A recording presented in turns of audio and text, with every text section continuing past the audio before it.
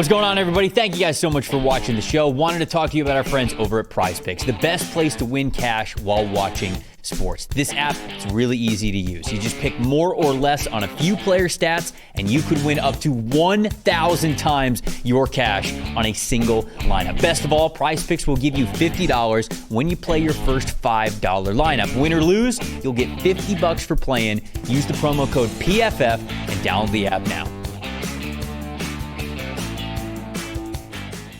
When we went to break, the Cardinals were on the clock. They are no longer on the clock. The pick is in, and it is defensive tackle Walter Nolen from Ole Miss. I have him as a top 10 overall player on the board. And the way that I describe him, guys, is I'd love to hear your thoughts on this. Just a little too much Jalen Carter in there for me to think that he can't be a top 10 player in this class. Now, he is not fully Jalen Carter. He's not fully as developed as Jalen Carter was as a pass rusher coming into the NFL. But it's too damn close. Yeah, I think that it's too close to what Jalen Carter is for me to let him get out of the top 12, the top 10 of my rankings. The potential is there for him. Now, this is a team that's done a lot on the defensive line. They brought in Josh Sweat. They brought back Baron Browning. They have Zaven Collins still. They brought in Dalvin Tomlinson. They brought back Calais Campbell. They drafted Darius Robinson last year.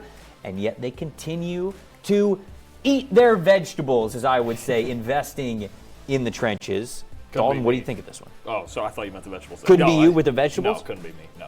We'll get to that in a second. What do you think of this pick? No, I think about one person in this situation. That's Jonathan Gannon. And, that's what I was going to say. Building, and you mentioned Jalen Carter, and if Gannon saw the same thing in Nolen as he does in Carter, now they've got an absolutely loaded defensive line in Arizona. You mentioned all of those names from 40 years old with Calais Campbell all the way down to 21 years old with Walter Nolen. They've got a boatload of D-line talent now. Arizona was tired of getting pushed around the last couple of years. It was a problem in their front seven. I think they're going to work on cornerback and linebacker later in this draft, but Walter Nolen, you're right, you're drafting him for the ceiling.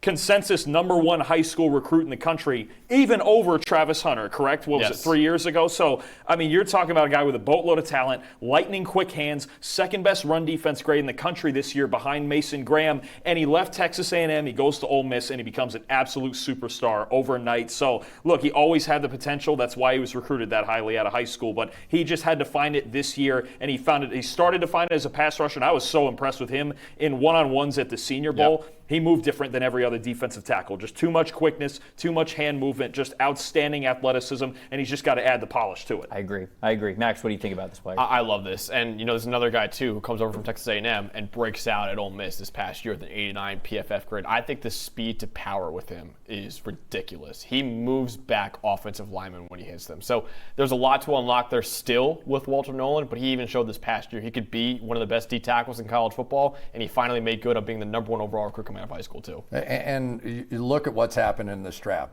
It is such a copycat league. It's unbelievable. Philly wins with offensive line and defensive line. We've seen 3 defensive tackles taken off the board, 2 edge players, 3 offensive tackles, and 1 offensive guard. It's been the dominant part of this, and I would still argue that we're likely to see another one go here very soon in Derek Harmon before this first round's over, and probably another offensive lineman or 2. Now, we haven't circled back yet to the quarterback class, Shedeur Sanders, and it's been very quiet on that front. We've got a guy who was the fastest runner in the draft, and Matthew Golden with the 4.29 that came out of this.